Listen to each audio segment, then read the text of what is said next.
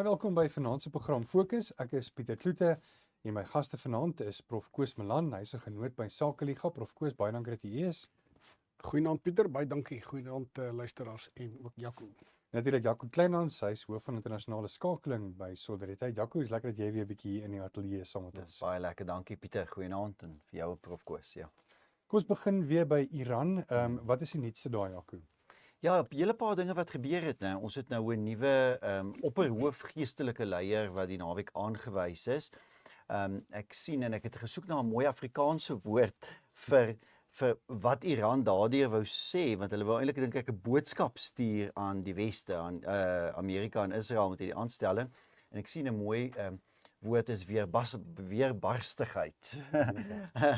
Nou hoekom ek dit eintlik sê is, dit is natuurlik die vorige opperhoof Ali Khamenei se seun, selfs meer radikaal islamities konservatief as sy pa, baie betrokke in die soort van radikale beweging soos die revolusionêre wag en al die soort van instellings, en daardeur probeer Iran dus sê ons gaan nie aan julle eise gehoor gee nie, né? Die laaste eis was president Trump, Donald Trump van Amerika, wat Vrydag gesê het hy eis oorgawe deur Iran, onvoorwaardelike oorgawe. Iran wat duidelik baie van sy slaankrag verloor het. As jy kyk vandag die omvang van missielaanvalle, dis nou sulke sarsies van 6 tot 8 op 'n dag, kleiner hoeveelhede missiele wat gebruik word op 'n slag. Maar ten spyte daarvan dat hulle baie van hulle lugafweerstelsels verloor, dat baie van hulle senior leiers dood is, slaan hulle hake in en hulle wys 'n nuwe opperbevelvoerder hoof aan wat dan nou die mees senior leier volgens die huidige regime in Iran is, en iemand wat absoluut die suiwerste vorm van die regime dan ook verteenwoordig. So ek dink dis wel baie belangrik om daarvan kennis te neem. Daar is dus nie enige tekens op hierdie tydstip van 'n soort van gematigde pro-hervormingsgroep binne die regering wat skuwe maak nie. Of waarvan ons weet wat besig is om skuwe te maak. Ons sien ook nie op hierdie tydstip, en ek dink is met goeie rede, enige openbare protes, enige protesbeweging wat kan lei tot 'n revolusie nie, ook nie soort van revolusionêre magte vanuit die minderhede nie. Nou, dit is iets wat geaktiveer sal moet word, sê maar die Koerde. As jy kyk wat Israel gedoen het, hulle die afgelope 10 dae byna elke polisiestasie in die weste, in die gebiede waar die Koerde bly, naby aan die grens met Irak, vernietig. Hulle het grensposte daar vernietig met lug-aanvalle. So hulle maak dit moontlik vir die Koerde, sou die Koerde een of ander opstand wou lei om dit wel te kan doen. En jy sit met 9 miljoen Koerde daar in die weste redelik gekonsentreerd, en dan sit jy net aan die kant die grens in Irak, ook met nog omtrent 9 miljoen Koerde. So die Koerde is ervare, goed bewapen, hulle sou een of ander protes kon lei. Daarby sluit jy aan die Arabiere heeltemal aan die ander kant van Irak, meer in die suidooste, en talle ander minderhede. Maar ons sien niks van dit op die oomblik. Ons sien nie enige van hierdie opstande nie, ons sien nie enige sulke pogings, ons sien eerder dat die regime vir nou nog in stand gehou word. Wat wel duidelik is dat in 10 dae se tyd het daar die aanvanklike 3 oogmerke van Amerika en Israel in 'n groot mate geslaag. Senior leierskap is vinnig en doeltreffend uitgehaal op die eerste dag. Lugafweerstelsels is vernietig. Soos ons nou hier praat, vlieg daar vegvliegtuie van Amerika en Israel oor die lug van Iran sonder dat hulle uitgedaag word. Nou, en oor die lug van Teheran. En dan is Iran se militêre slaankrag met 'n groot slag gelei. Nou, met ander woorde, hulle vermoë om missiele te lanseer uit reuse slaankrag gelei. Daar's om die waarheid sê baie min van hulle missiel lanseerders oor, hulle kan beperkte missiele afvuur. Hulle het wel nog iets wat baie moeiliker is om teen terug te slaan, en dit is hommeltuie, aanvalshommeltuie. En daarmee is Iran baie goed. Iran is van die beste in die wêreld daarmee. Het nog heelwat aanvalshommeltuie wat hulle gebruik vir hierdie aanvalle.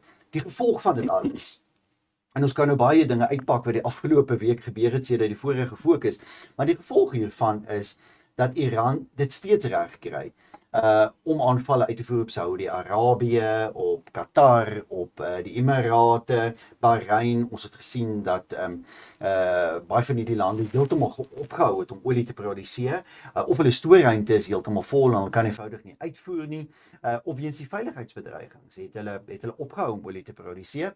Daar het vandag teen vanmiddag letterlik geen olie deur die seestraat van Hormuz beweeg nie, en gewoonlik beweeg 20% van die wêreld se olie deur daardie seestraat wat dan nou vanuit al hierdie lande uitgevoer word. So, ons het vanoggend gesit met $120 vir 'n vaatjie olie, en dan weer 'n bietjie afgekom. En nou is daar internasionale komme, né, oor oliepryse, oor olietekorte wat kan ontstaan. Ek dink nie die risiko is vir reuse tekorte nie. Mense praat weer van die oliekrisis van die 1970s.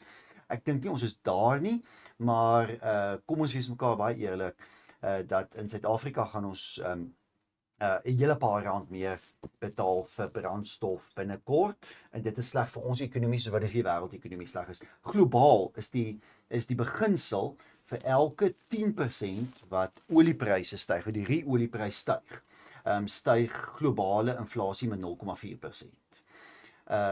Met ander woorde, elke 10%. Hy het nou al met baie meer as 10% gestyg. Hy het om die waarheid te sê al met net 50% gestyg. So jy sit met 'n globale inflasie impak van meer as 1% alreeds. Nou moet dit dan langdurig wees. Nou, die oorlog kan ook tot 'n einde kom. Maar op die oomblik lê daar pyn voor.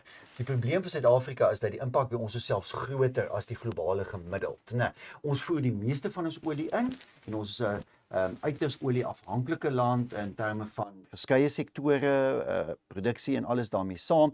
Eskom verbrand gas byvoorbeeld, jy weet, en van hulle reuse gasaanlegte. En dan het ons 'n ander probleem, dis ons geldeenheid wat so geweldig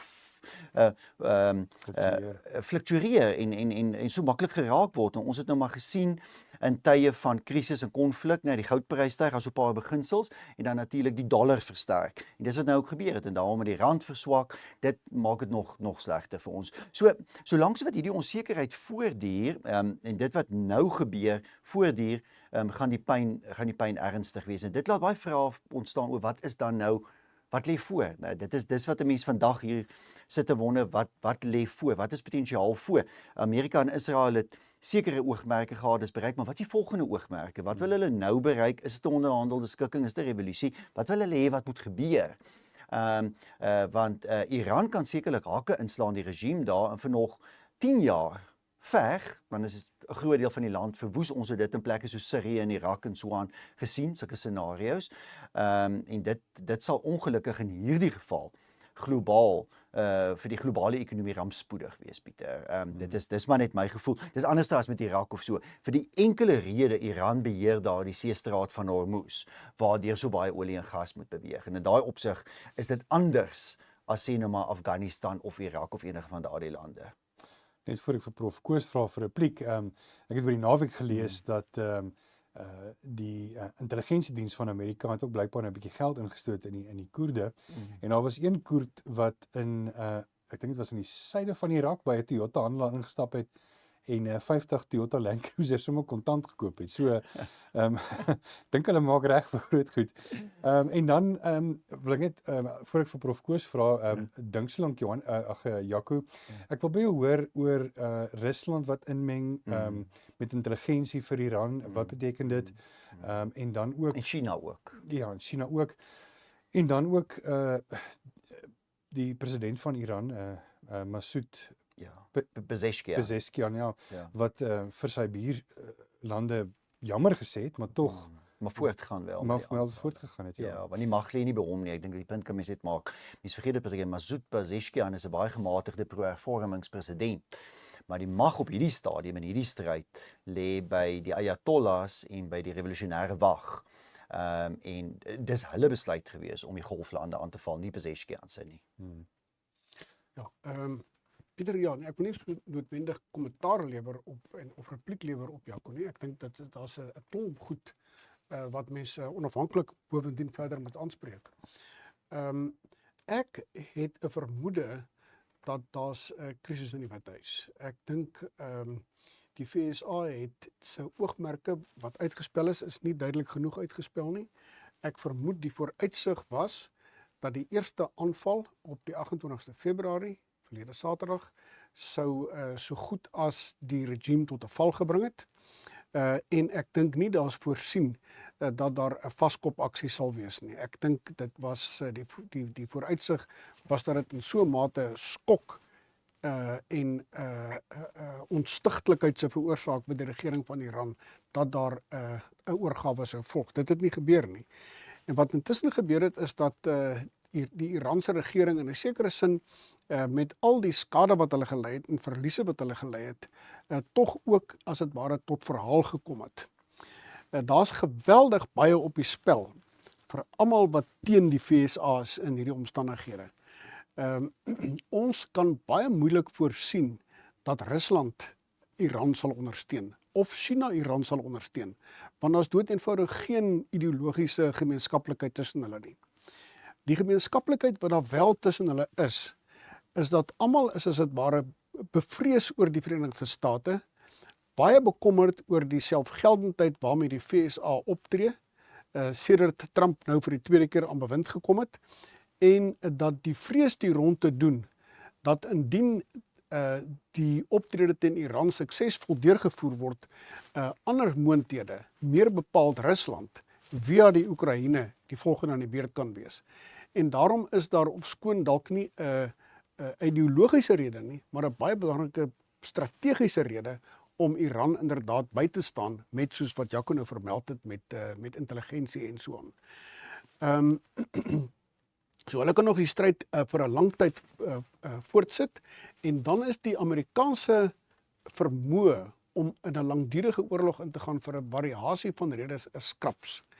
In die eerste plek, lijksakke gaan nie goed af in die Amerikaanse opset nie. Daar's onmiddellik weerstand, onmiddellike teenstand, daar is nie 'n aptyd vir swaar, hoegenaamd, eintlik enige verliese wat die VSA lei nie.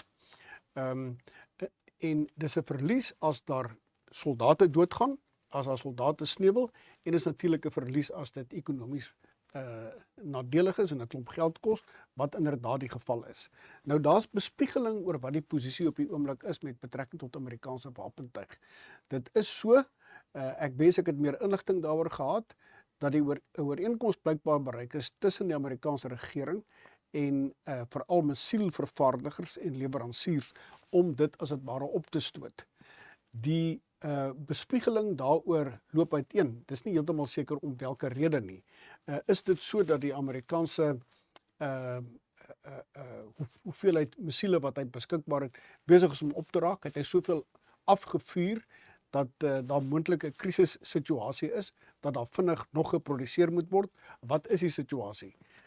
Dui dit daarop dat die aanvanklike poging, dis nou 'n bietjie herhaling, inderdaad nie geslaag het nie, en dui dit daarop dat daar 'n veel meer langdurige oorlog gaan wees. Nou, te midde van hierdie situasie is natuurlik tegelykertyd die risiko dat die moontlikheid word vir Rusland oopgemaak om nou, indien hy hoegenaamd oor die vermoë beskik, werklik baie hard op die Oekraïne toe te slaan. Ek het onlangs soos die afgelope 24 uur, na 'n lang bespreking van Alexander Dugin, die vooraanstaande politieke filosoof in Rusland. Rusland. Vooraanstaande nie, hy's eintlik maar 'n ekstremis Dugin. Hy's eintlik net 'n gek Dugin. Wel, hy het groot invloed in die Russiese regering. Dis die probleem, Prof Koos. Ja, Dis die nee, probleem. maar Hy het invloed by 'n oorlogsmisdadiger, Vladimir Putin, ja. Nee, maar die probleem is, dis 'n oorlogsmisdadiger vanuit ons oogpunt beskou. Vanuit die vyande van die Verenigde State se oogpunt beskou, is Trump 'n oorlogsmisdadiger. Dis die probleem. Hier is nie 'n objektiewe standaard aan die hand waarvan jy gemaklik kan sê, hier werk ons met die oorlogsmisdadigers, daarteenoor is die goeie ouens nie. Dit is die situasie. Nou, ek weet nie waartoe Rusland in staat is nie. Dit is nie vir my duidelik nie. Dit mag wees dat Rusland dermate verswak is oor die afgelope dekades, dat hy inderdaad nie tot veel meer in staat is as waartoe hy in staat is tans in die Oekraïne nie. Die teenoorgestelde mag geldig wees. En dit is dat Rusland inderdaad tot sover teruggehou het met sy sogenaamde in aanhalingstekens spesiale operasie wat hy in die Oekraïne het en dat hy inderdaad nou kan toeslaan. Ek vermoed dit is 'n sterk moontlikheid. Ons sien dat verlede week het Trump druk uitgeoefen op Zelensky en gesê jy moet nou skik. Jy moet nou ernstig skik. Dis vir my is die indruk wat ek kry is dat die probleem in die Oekraïne is vir Trump en vir die Amerikaanse regering in die algemeen werklik 'n ernstige probleem. Die ding is veel meer as 'n klippie in die skoen. Hulle wil daai oorlog tot 'n einde bring. En ek vermoed dat Rusland verreken hierdie situasie en dit kan wees dat Rusland binne die volgende paar dae inderdaad 'n fenominale aanval, as hulle daartoe in staat is, uitvoer op die Oekraïne. En ek vermoed dat die Verenigde State gaan nie wil nie en sal waarskynlik ook nie kan op groot skaal reageer daarteen nie. Ek dink dit sal doeteenvoudig 'n spoedige einde aan die Oekraïne oorlog bring. En of die Europese moondhede kan ingryp, wel, ek dink dit is heeltemal verkeerd om die woord moondheid te gebruik, want ek dink nie hulle is hoegenaamd daartoe in staat nie. So dit kan 'n totaal nuwe dinamika bring in die Oekraïne oorlog. Nou ja, laat ek dit eers daarby volstaan. Ek wil graag nog 'n punt maak in verband met Kan ons net gou vinnige advertensiebreek, Prof Seker, Koos, en dan gaan ons gou weer net hierna met Prof Koos begin. Ons is net hierna weer terug.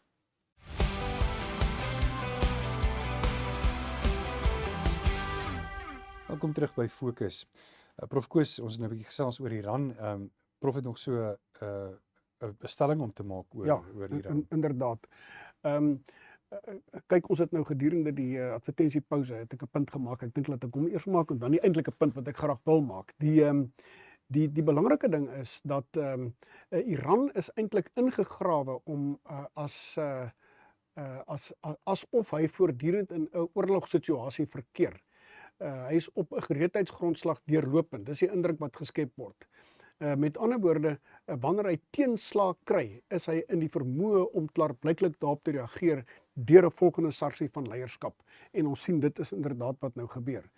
Die volgende punt wat ek wil maak is dit is dat ons sien op die oomblik geen tekens van publieke weerstand en Jaco het die punt gemaak. Dis vir my voor die hand liggend hoekom dit inderdaad so is.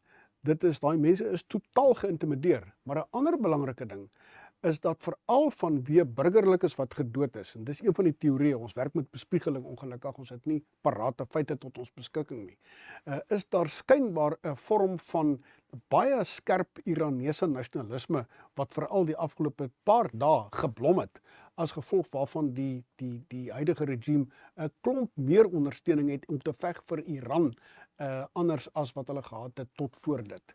Maar goed, ek dink 'n belangrike perspektief wat mense in gedagte moet hou is die volgende. Trump het aan bewind gekom in 2016, maar veral met die tweede keer wat hy aan bewind gekom het nou in die begin van verlede jaar op die MAGA grondslag. Ingevolge die MAGA grondslag is daar totaal en al afgestap van die Newcon grondslag van die verlede, wat eintlik oor 'n baie lang tydperk gegeld het en wat 'n soort van 'n konsensus verteenwoordig tussen die demokrate, maar ook 'n klomp republikeine. Dit impliseer doeteenvoudig die uitvoer van 'n algemene liberale beleid. Dit is liberalisme, demokrasie en menseregte. En 'n politiek om sover as moontlik selfs regeringsveranderings teweeg te bring ten einde daaraan te voldoen. Daar's 'n een liberale globalistiese konsensus dwing dit af. Trump en die MAGA-beweging het dit pertinent verwerp.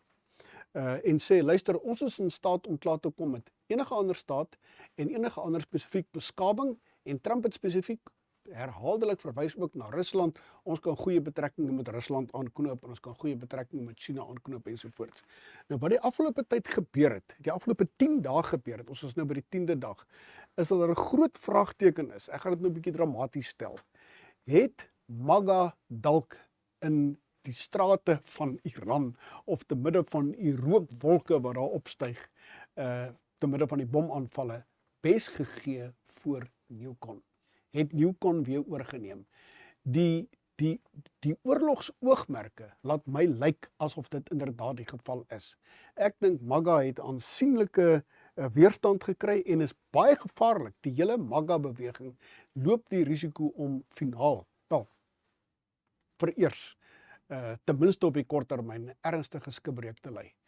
Ek wil daai punt maak. Ek dink dit is twee ideologiese strominge in die FSA wat teen mekaar bots en op hierdie stadium is dit onbeslis waar hierdie ding gaan. Dit lyk egter asof MAGA ernstige terugslag gekry het. Sien jy dit ook so, Jaco, of sien jy nie saam nie? Nee, ek Pieter, kyk, prof is verkeerd. Ek hoor graag hoekom. Meer as 90% van Trump se ondersteuners is heeltemal tevrede met sy besluit wat hy geneem het. Prof Koos onderskat vir Donald Trump en vir Pete Hegseth, die minister van verdediging. En ek dink baie keer gaan hierdie oor Israel. Ek hoor dit ongelukkig by te veel van hierdie mense. En al hierdie ouens met hulle teorieë op die internet en al die YouTube video's. En dis altyd 'n Israel argument. En dit is ook die ou argument dat Benjamin Netanyahu nou eintlik op Trump se kop sit en dat Israel eintlik hierdie hele ding dryf. En dat die soort van pro-Israel neocons is wat ons ken, die Lindsey Graham, ons ken die neocons in die Amerikaanse regering, dat hulle eintlik nou die houvas op Trump gekry het en nou het hulle vir Trump gekry om weer eens oorlog te gaan maak en nou hoor jy ook al die samensweringsteorieë oor die wapenbedryf in Amerika en alles. En selfs 'n idee soos dat Rusland nou skielik Iran gaan oorwin. Rusland is diep in die moeilikheid. Hierdie oorlog is 'n krisis vir Rusland, want Iran gebruik al sy aanvalshommeltuie om nou die Midde-Ooste aan te val en om Israel aan te val en die Emirate aan te val en Rusland veg sy oorlog teen Oekraïne met Iranese aanvalshommeltuie. Dit is eintlik vir Rusland 'n krisis, verstaan? Ek dink Donald Trump is 'n briljante strateeg. Ek dink hy weet wat hy doen. Hy het dit in Venezuela gewys. Ek onthou daai oggend na Venezuela, toe het al die ouens ook geskree, die neocons het nou weer oorgeneem, jy weet, kyk wat doen Trump. Kyk wat is Venezuela, daar het hulle gister weer 300 politieke gevangenes vrygelaat, daar's verlede week ooreenkomste gesluit, diplomatieke diens van die VSA heropen in Venezuela, dis oor en verby. Ek dink wat Israel en Amerika gedoen het, was strategies briljant geweest wat hulle uitgevoer het. Ek sal nie praat van 'n nuwe nasionalisme in Iran nie, want ek sien dit nie. Dis onsigbaar. Ek sien niks daarvan nie. Dis persepsie wat miskien gewerk word. Dit kan miskien wees 'n minister van buitelandse sake wat op televisie praat, maar ek sien dit nêrens. Ek sien dit nie gebeur nie. Ek sien ook nie sterk leiers nie. Hulle kruip almal weg in bunkers op die oomblik onder die grond. En dan om enigsins te dink dat 'n mens 'n vergelyk kan tref met selfs net enigsins die persepsie kan wil skep dat Donald Trump dan 'n oorlogsmisdadiger is, verstaan, is die meeste verregaande. Wat het Iran gedoen sedert 1979? Onthou, en ek het dit al gesê herhaaldelik, wat het in 1979 gebeur? Daar was 'n monargie gewees van 1925 af, né? Die Shah, eers die oudste Pahlavi, toe die jongste Pahlavi, Reza Pahlavi, die Shah wat regeer het tot 79. Daar was ongelukkigheid gewees oor die monargie, die ondemokratiese aard van die regering, die onderdrukking van mense, korrupsie.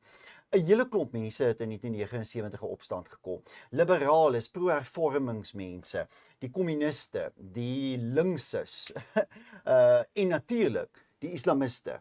Hulle het almal in opstand gekom, hulle het die monargie tot 'n val gebring, en toe die sterkste party wat toe die gaping vat, is toe die islamiste, dis die ayatollahs gewees. Die ayatollahs het 'n islamitiese regering uitgeroep in Iran, en hulle het die kommuniste en die linkses en almal anderster net so doodgemaak soos die monargiste. En dit het in 1979 gebeur. En sedert 1979 is Iran 'n diktatuur, so om enigsins te dink dat Amerika nou na Iran een of ander land, dan wil ek amper weet watter land is dit wat Iran nou Amerika dan nou sal gaan aanval. Wat het Iran gedoen die afgelope 45, 46 jaar? Hy het proksies opgerig, Hamas, Hezbollah, hy het die Houthi-rebelle ondersteun, hy het 6 proksies in Irak opgerig, wat 'n skrikbewind gevoer het, wat direk betrokke was by die oorlog in Sirië, by die oorlog in Irak, wat direk ten minste gelei het tot die dood van 1200 Amerikaanse soldate oor hierdie periode, wat Israel permanent bedreig het, 'n veiligheidsbedreiging voor ingehou het, en wat Amerikaanse en westerse belange permanent bedreig het. So dit was geen onskuldige regering gewees, hierdie regering van Ayatollah Ali Khamenei die afgelope 40 jaar nie. Dit was 'n verskrikking gewees wat hy gevoer het. Hy het 'n groot meerderheid van die bevolking onderdruk, wreed onderdruk. Hy het vroue onderdruk, hy het minderhede onderdruk. En toe het gebeur wat in Januarie gebeur het. Daar was die opstande gewees. Hulle het gedreig om mense dood te maak. Donald Trump het gesê, as julle mense gaan doodmaak, soos wat julle 2-3 jaar terug gebeur het, dan gaan ons aan hulle kant kom staan en ons gaan hulle kom ondersteun. Ons sal dit nie duld nie. Hy het 'n waarskuwing gerig aan die Ayatollah. Die Ayatollah het voortgaan hulle 30.000 van mense, waarskynlik, ons weet nie hoeveel nie, voor die voet op straat, wreedaardig afgemaai, doodgeskiet. Dis die soort van regering wat daar was. Dis nie een of ander onskuldige regering wat nou deur Amerika en Israel uitgehaal is, asof Amerika en Israel nou sal voortgaan volgende week om 'n volgende land aan te val nie.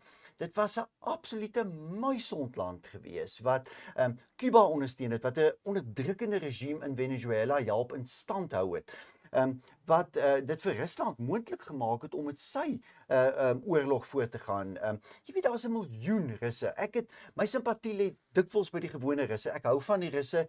Ek is pro die Trump idee om te sê ons moet 'n einde bring aan hierdie oorlog sodat ons Rusland weer nader kan trek in die weste. Rusland hoort deel van die weste.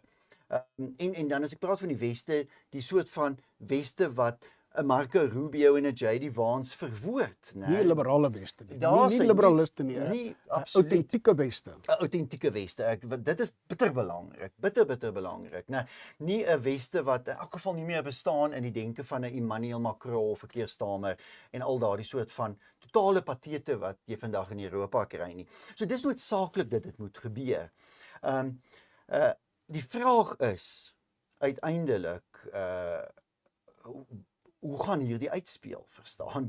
Dis dink ek die belangrikste vraag. Ons kan baie dinge oorbespiegel. Nou ek sien heeltemal te veel mense wat met baie bespiegelings en dinge besig is.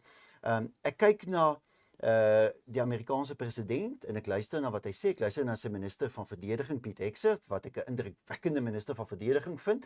Ek luister na JD Vance, gister na Marco Rubio wat uitstekende punte gister gemaak het. Hulle sê vir my Amerika het oor genoeg wapens. Ek vermoed dit. Ek dink Amerika behoort genoeg wapens te hê. 86% van Iran se missiellanseerders is vernietig, weer eens volgens Pete Hegseth, Amerikaanse minister van verdediging. Ek glo ek kan hom vertrou en dit beteken op een of ander stadium gaan hier iets moet gebeur. Die belangrike is wat julle moet onthou is die Amerikaners en Israel sê tot nou toe vir die Iranese burgers bly binnenshuis. Moenie uitkom nie, dis gevaarlik, dis dodelik, dat julle kan bedreig word. Ek wil eintlik sê die revolusie is nog nie geaktiveer nie. Die Koerde staan reg, daar word vir hulle gesê hou terug. Wag, die revolusie is nog nie geaktiveer nie. Want die revolusie kan geaktiveer word as die regte dinge uitgeskakel is. Kyk weer wat het die naweek gebeur. Israel het die naweek die hoof van Teheran se polisie doodgemaak. Hulle het die naweek die meeste opslagplekke waar missiele en wapens rondom Teheran aangehou word, vernietig in lugaanval. Dit is beskikbaar daar. Die ding van Israel nogals, hulle plaas dit op die internet. Hulle plaas hulle eie goed op die internet en jy kan sien wat het hulle gedoen, wat het hulle aangeval. So ek wil sê, gee dit nog 'n paar dae. Daar kan 'n slegte scenario ontwikkel. Ek twyfel nie vir 'n oomblik daaroor dat hier 'n slegte scenario kan ontwikkel wat vir Amerika baie sleg kan wees. Ek is ook bekommerd daaroor dat as Amerika hier in 'n Irak scenario inval, ek dink daaroor stem ons heeltemal saam. Dan is dit nag vir Trump. Dan is dit verby met Trump, is verby met die Republikeine in die middeltermynverkiesing van die jaar. Hulle sal 'n reuse fout maak as hulle dink hulle kan 'n Irak soort van oorlog gaan voer in Iran. Ek dink nie dit gaan gebeur nie. Ek dink hulle het vooraf strategies hierdie ding baie beter beplan. As jy gaan kyk wat hulle in Irak gedoen het, aan die begin in daai eerste paar weke was dit presies nie dit nie.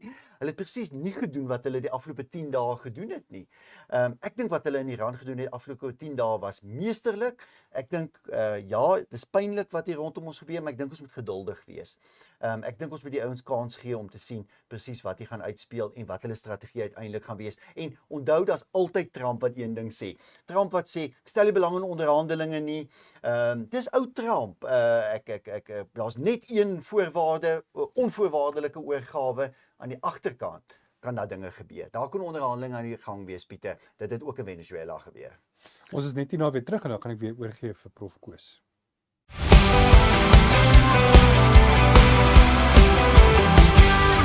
terug by Fokus. Ons praat oor Iran, die oorlog in Iran. Prof Koos, opmerkings oor Jaco Ja, se dankie. voorstellings? Jaco, ek hoop van harte, ek is presies so verkeerd soos wat jy gesê het. Laat ek net 'n paar opmerkings maak. In die eerste plek, die optrede in Venezuela was vir my nooit so vol van die risiko's soos wat ons tans hier het nie. Dit val ook in 'n heeltemal ander patroon van die Amerikaners se buitelandse beleid. Dit gaan oor die westelike halfrond. Die optrede is vir my baie meer voor die hand liggend. En jy werk natuurlik nie met 'n ingeburgerde alternatiewe kultuur soos in die geval van Persië, soos in die geval van Iran nie. Al is daar nou hierdie teokrargie. Dis nie eens 'n teokrasie nie, 'n teokrargie aan bewind. So dis die eerste punt. Die tweede punt is ek sal bitter graag wil sien dat die teokrargie inderdaad verwyder word. Dit is my sentiment. Ek dink die arme publiek van Iran, die arme publiek kry regtig baie swaar. Hulle ly al verbykans verbykans 'n halwe eeu. So ek sal baie graag wil sien dat dit inderdaad dat daar inderdaad 'n doeltreffende vinnige verwydering van daai regering kan gaan wees. Waar my punt inkom by die kwessie van die het MAGA bes gegee voor Newcon is dit. Ek kyk na die getuienis wat beskikbaar is. Wat is die oorlogsoogmerk? Die oorlogsoogmerk is die verwydering van die regering. En die verwydering van die regering is 'n tipiese Newcon oogmerk. Dit dui vir my daarop dat jy hierso 'n invloed van Newcon het wat MAGA op sy geskuif het. Die tipiese optrede daarteen van MAGA sou gewees het om te sê, luister, ons gaan met hierdie ouens ooreenkoms aan. Ons sê vir hulle, luister, ons wil nie hê dat julle moet julle publiek, julle onderdane, julle burgery so boelie soos wat julle hulle boelie nie. En ons werk met, ek kan nie presies sê wat die inhoud, wat die detail daarvan moet wees nie, maar ons werk met wortels en ons werk met stokke en ons kom tot 'n bepaalde ooreenkoms met julle, maar nie om in die eerste plek te poog om die regering te verwyder nie. Veral nie in omstandighede waar jy werk met 'n ingeburgerde kultuur van die Perse in die eerste plek, weliswaar baie komplekse opset in Iran, maar in die tweede plek met 'n ingeburgerde Sjiitiese opset wat eintlik nie net in Iran ingegrawe is nie, maar oral waar daar ook al Sjiite mag wees. Dit is vir my tekenend nie van die realpolitiek, die realisme wat jy het met MAGA nie, waar jy jou oogmerke as dit ware baie deeglik kalibreer. Jy stel nie jou oogmerke te hoog nie. Jy sê nie kom in pas met 'n bepaalde stuk ideologie nie. Jy sê wat is die optrede wat ons moet volg ten einde nagenoeg al die partye wat betrokke is by hierdie aangeleentheid tevrede te stel. Almal sal nog gefrustreerd wees, maar wat ten minste kan ons 'n skikking bereik wat almal nagenoeg tevrede stel. Dis 'n tipiese realpolitieke benadering wat die Amerikaners onder MAGA, onder Trump tot nou toe baie goed gevolg het. Maar ek is bevrees dat die huidige optrede gepaard met die oogmerke van regeringsverandering vir my dui op 'n Newcon stroming wat die oorhand gekry het. Ek hoop ek is verkeerd, maar die getuienis dui vir my daarop dat dit inderdaad so kan wees. Ek dink dis uiters nadelig as dit die geval is, want dit sal waarskynlik daartoe lei dat dit nie gaan slaag nie.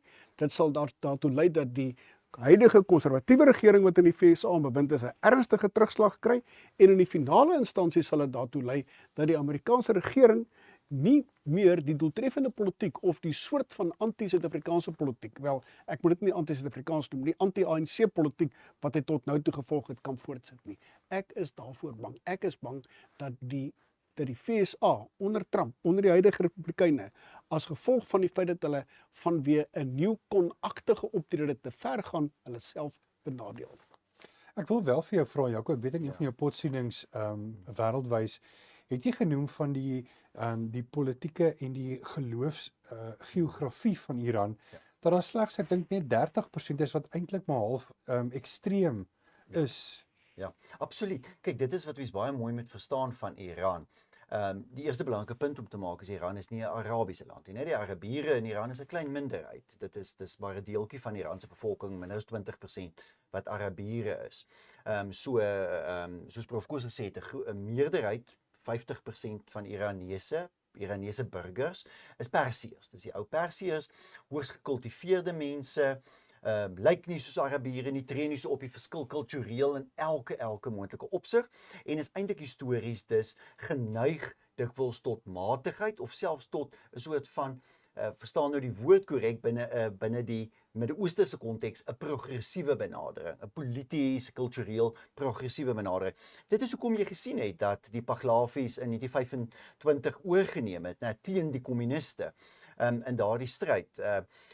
Jy het oor eeue in Iran, voor dit Iran was, in al die eeue wat dit eintlik Persië was, het jy voortdurend van tyd tot tyd, gewoonlik in sulke tussenspelle van ergens tussen 50 en 100 jaar revolusies gesien. Dit is een van die lande in die wêreld, ek het nou nog nie daarna gaan kyk nie, dit sal eintlik goed wees om te kyk, maar waarskynlik een van die lande in die wêreld wat die meeste revolusies oor eeue gehad het. Dis 'n gemeenskap wat wel 'n soort van rebelsheid, ingeboue rebelsheid het. Hulle neem deel aan revolusies en oor baie eeue het heersers nou maar elke 50 tot 100 jaar tot 'n val gekom en dan kom daar 'n totaal nuwe, anders soort van heerser. Dit het ons in 79 gesien, van 'n totaal progressiewe pro-westerse sekulêre regering volgende dag na 'n streng islamitiese teokratiese eng soort van bewind. Nou, in 1925 het jy dit ook gesien. 79, ek dink die tyd is ryp daarvoor. Ek dink ons staan op die vooraan daarvan. Wat het die Trump-administrasie in Amerika die afgelope 13-14 maande vermag? Venezuela, 'n fantastiese verandering. Cuba is op die punt om dit presies deur te gaan. Die Arabiese lande wat tydens die Biden-era volledig besig was om in die sleurstroom van die Chinese saam met Iran op te gaan. China wat om die waarheid sê bemiddel het tussen die Arabiese lande en Iran. Daardie verhouding is gebreek. Vandag het Qatar se regering 'n verklaring uitgereik waar hulle sê alle pogings tot versoening tussen die Arabiese wêreld en Iran is vernietig deur Iranse aanvalle op die Golflande. Trump het daar 'n wig ingedryf. Die Arabiese lande staan by Amerika. Venezuela staan vandag by Amerika. Cuba, omtrent die hele Latyns-Amerika. Ek sien vandag die peilings in Brasilië wat nog een van die laaste regerings in Latyns-Amerika is met 'n linkse regering, loop 'n Bolsonaro weer voor. Jair Bolsonaro se seun loop nou voor in die peilings. So die hele Latyns-Amerika is besig om deur Trump en die Amerikaners positief verander te word. So ek sê weer eens, hierdie mag in my opinie deel wees van 'n baie slim strategie as dit uiteindelik reg uitspeel. Maar dis 'n uiters riskante strategie. Ek dink daaroor stem ons almal saam. Hier is vir die Trump-administrasie nog hulle grootste risiko wat hulle geneem het. Ek dink nie dit wat hulle gedoen het is noodwendig 'n soort van neocon operasie nie. Ek dink nie die neocons het die oorhand binne die administrasie nie. Ek dink Trump, Rubio, Vance, JD Vance is nog steeds stewige soort van meer paleo-konservatiewe politici, maar as die ding in die verkeerde rigting beweeg, dat Trump nie soort van sy skikking kry nie, dan het hy 'n probleem. Ek dink wat die deurslag gaan gee, en dis my opinie, en ons kan net hier opinies uitspreek, is die Golflande, die Arabiese wêreld.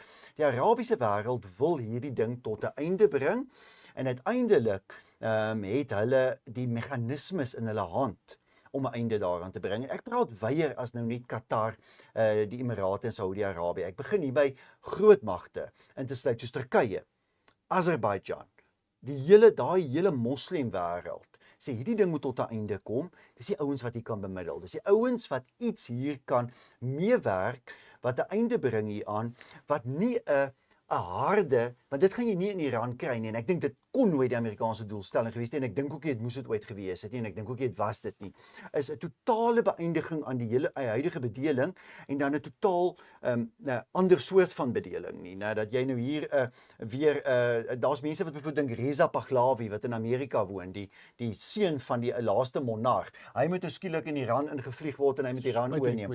Ek dink is buite die kwessie, ek dink nie dit gaan gebeur nie. Ek dink daar gaan 'n stelselmatige revolusie plaasvind. Prof, ons is as prof het in 30 sekondes. Ja, ek kan. Kyk, ek dink dit is 'n baie goeie nuus indien jy 'n verskeidenheid van die moonthede waarna Jaco nou verwys het kry wat 'n belang by hierdie aangeleentheid kry, ten einde dit as dit ware op 'n stadium vir Trump hulle moontlik te maak om met eer ook in die stryd te tree. Dis baie belangrik om 'n rede te hê om op 'n stadium pad te gee in 'n situasie wat jy nie lyk na 'n verloorder nie. Jy moet lyk asof jy jou oogmerke bewerkstellig het. En ek dink hierdie bykomende moonthede kan inderdaad in die verband baie help. Nou ja, dis al wat vir ons tyd het vanaand. Baie dankie dat jy saam gekyk en luister het. Jy kan hierdie podsending op ons stroomdienste kry en ook natuurlik op YouTube. Baie dankie aan ons gaste, Jaco Kleinhans, hoof van internasionale skakeling by Solidariteit en Prof Koos Malan, dankie vir u ook 'n genoot by Sakeliga.